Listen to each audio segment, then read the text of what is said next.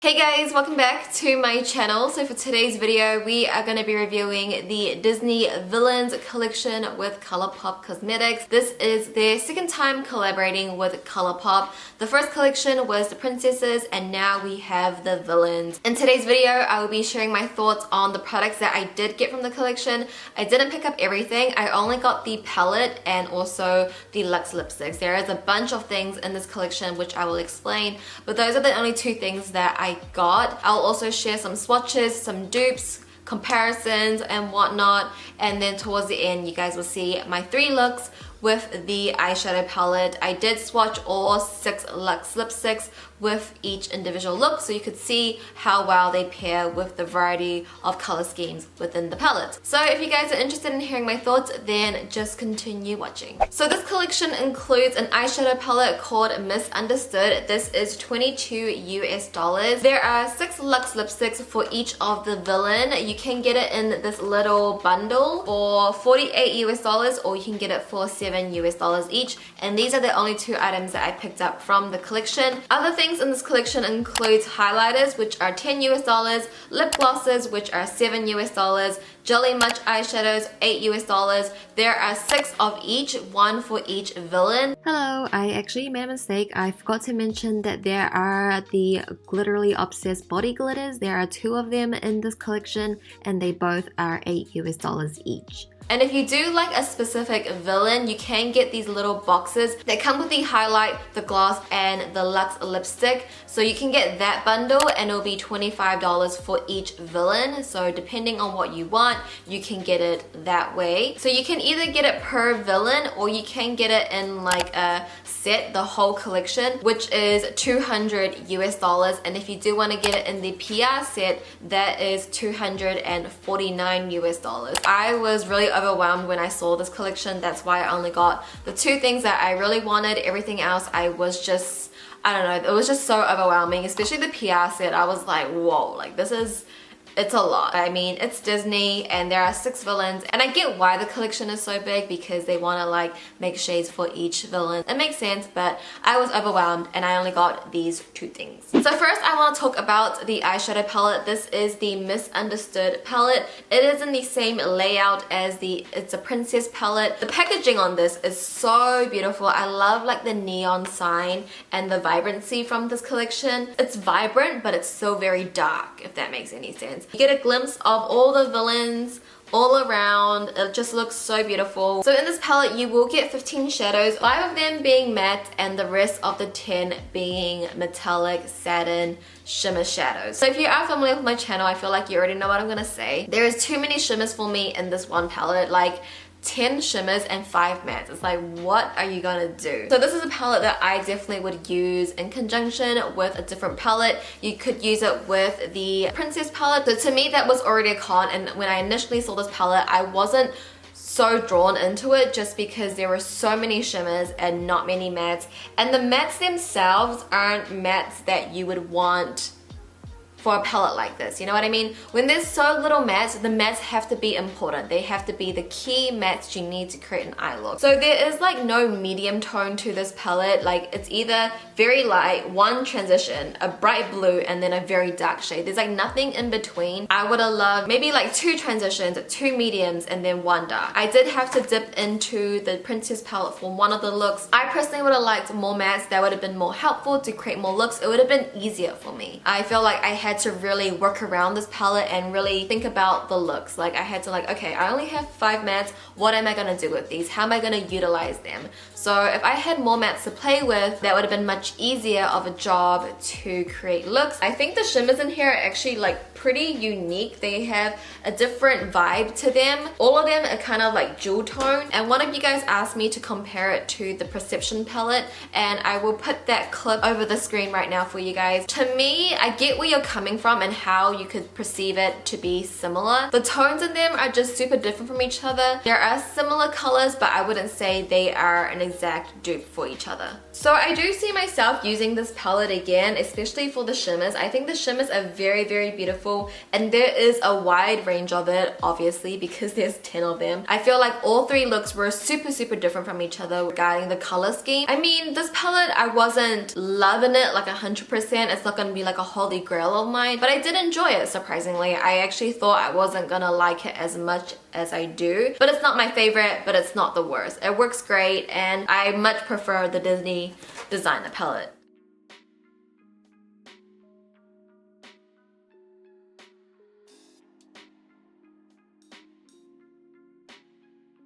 So now let's talk about the Luxe lipsticks just very briefly, because I feel like you guys know my feelings towards the Luxe lipsticks. I really love them. I wear them all the time. So you do get 2 matte, which is Evil Queen and Ursula, and then the other 4 are just the creme finish. So they all work beautifully. I think the only one that I had trouble with is the one that I'm actually wearing right now. This one is Ursula, which is the matte. It's kind of like a deep plum purple. A lot of these kind of deep plum purples will be a bit patchy. I just don't know why. It's probably something in the ingredients that makes it a little bit harder to get it consistent. And I think the matte formula has something to do with it as well. It does skip a lot. Out of all of them, this one is like the hardest one to work with. So I would say Ursula would have to be like my least favorite formula wise. All the shades to me are just average, to be honest. I feel like ColourPop has all of these shades in their collection already, but then again, I do get why they made the shade that they made, because obviously it's for each villain. It has to represent the villain,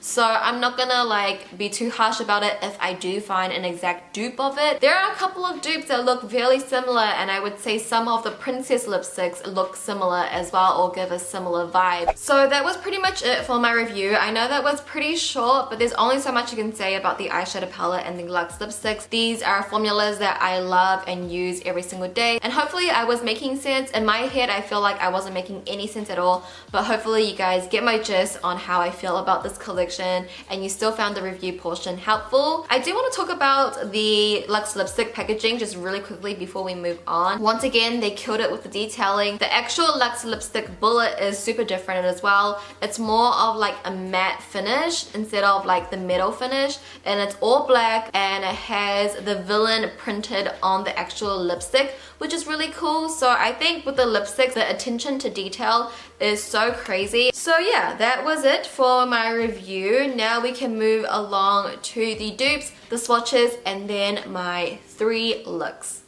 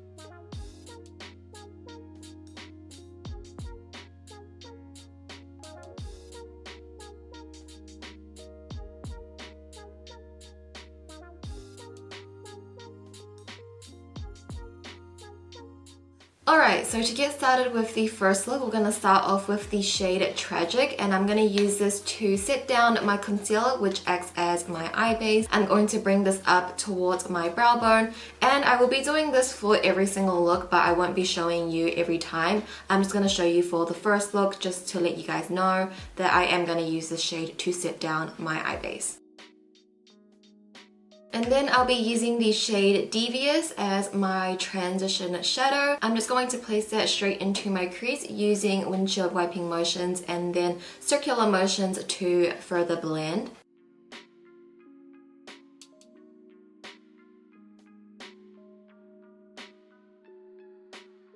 And now I'm taking the shade 101. I'm gonna focus this mainly onto my lid space, just all around, and then I'll slowly blend it towards my transition.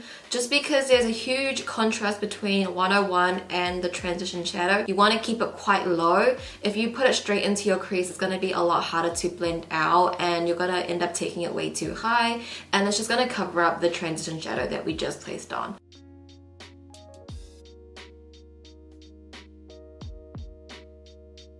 Now I'm taking the shade Facile, and I'm using this shadow wet. I'm going to place this right at the center of my lid space, and I'm going to diffuse it out around my crease. This is going to be like a very subtle halo eye, so I want most of the shimmer right at the center. That way it can really catch the light beautifully.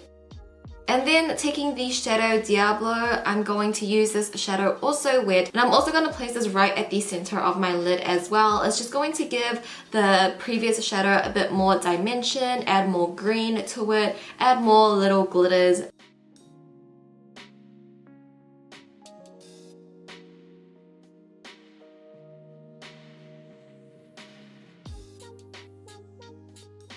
I'm going back into the shade Devious, and I'm going to run this all over my lower lash line just to get a good transitional wash. And then taking 101, I'm going to push this up against my lower lash line, just really defining that, making the top and the bottom evened out. Using the ColourPop Creme Gel Liner in the shade Fast Lane, I'm going to use this to tightline my entire bottom waterline. And then going back into the shade Diablo, I'm going to place this right at the center of my bottom lash line, lining it up with the halo on top of our lid. And then to top it off, I'm just going to add a little gem rhinestone right at the center of my bottom lash line.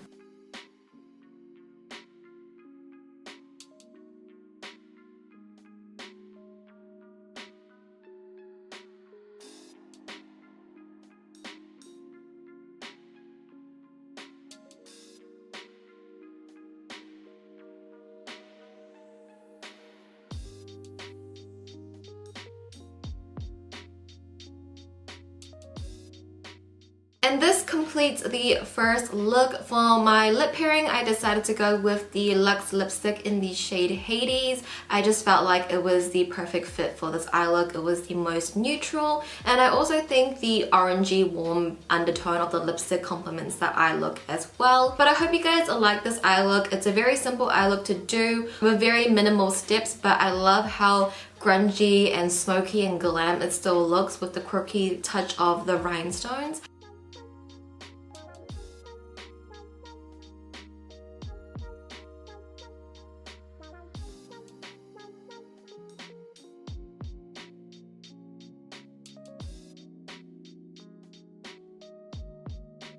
Getting started with the second look, I'm going to start off with the shade Devious once again, and this is going to be our transition shadow. I'm just going to sweep that straight into my crease using windshield wiping motions and blending that towards my brow bone. I'm also going to bring this shadow on to my lower lash line as well, just sweeping it all over, and I'm going to connect the shadows at the outer corner.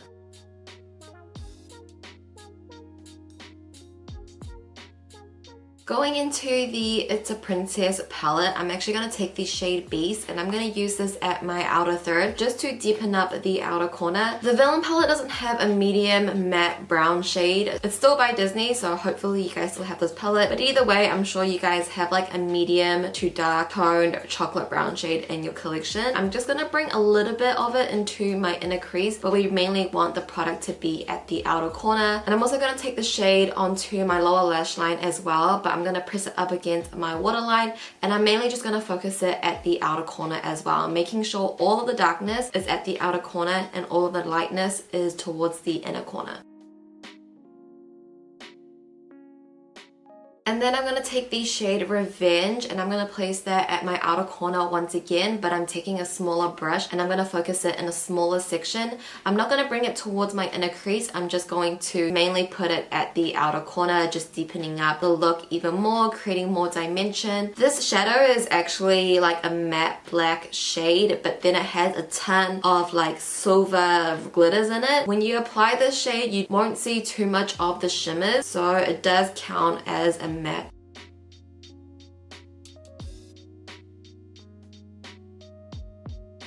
And now I'm going into the shade Underworld. I'm going to be using this shadow wet, but we're pretty much just going to place that right at the inner corner where we didn't put any of the matte products on, and we are going to diffuse it out. So around the crease area, I'm just going to pat it out. I'm not going to be very precise with it, and especially with the brush I'm using, it's a little bit more fluffy, so it's going to really help diffuse the product and make it look very seamless and soft. I know I do this technique very often, but I just think it's so easy, it's so pretty, so glam, and just effortless. So I do want to add a range of techniques within the 3 looks, and honestly there's only so much you can do with different techniques, so hopefully you guys don't mind. And then I'll be taking my Artisty In Modestar eyeliner in the shade Coffee, and I'm going to use this to tightline my bottom waterline.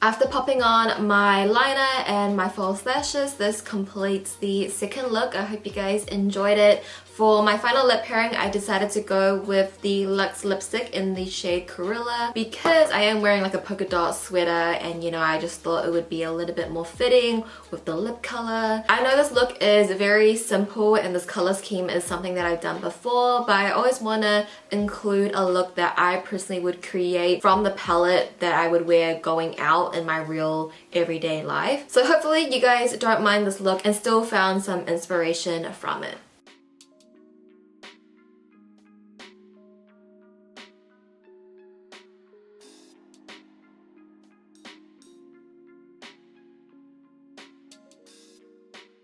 Now to get started on the final look, I'm going to start with the shade The Fate. And I'm going to put this straight on to my lid space first because this is not a transitional shadow. I want to keep it quite low. I don't want to put it straight into my crease because if I do, I'm going to bring it way too high. So I'm just going to focus it mainly on my lid space first, packing on the most pigment, and then I'll go in with a smaller brush and slowly blend that shadow up and towards my crease.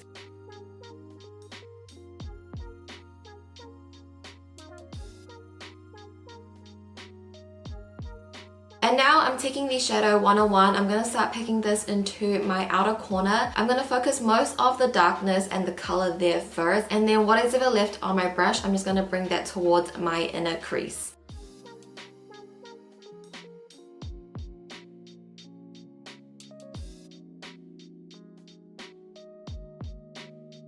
And now I'm just taking some of the P. Louise eyeshadow base on the back of my hand, and I'm going to use this to cut out my crease. I'm just going to focus most of the product in the inner third and then blend it out towards the middle of my lid. I'm going to bring it up towards my crease area, just thinking where I need to take it, and then I will take a smaller, thinner paintbrush to really define and really cut the crease to sharpen everything up.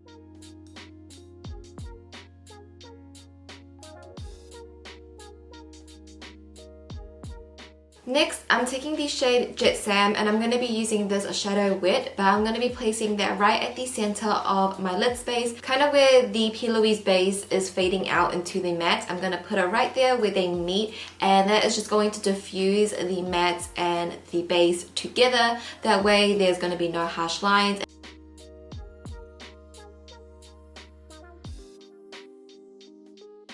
And then I'm going to use No Spots into the inner third of my cut crease just to lighten everything up. You put this on top of the base, it does turn into more of like a light pastel blue. Going back into the shade The Fates, I'm going to run this shade all over my lower lash line, right from the outer corner to the inner corner.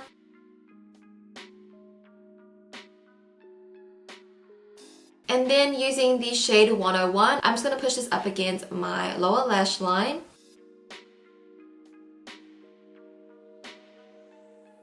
And then taking the ColourPop Creme Gel Liner in the shade DTLA, I'm going to use this to tightline my entire bottom waterline.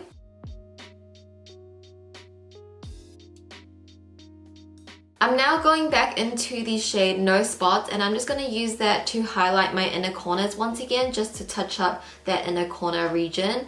It's going to brighten up the eyes and just connect the whole eye look together.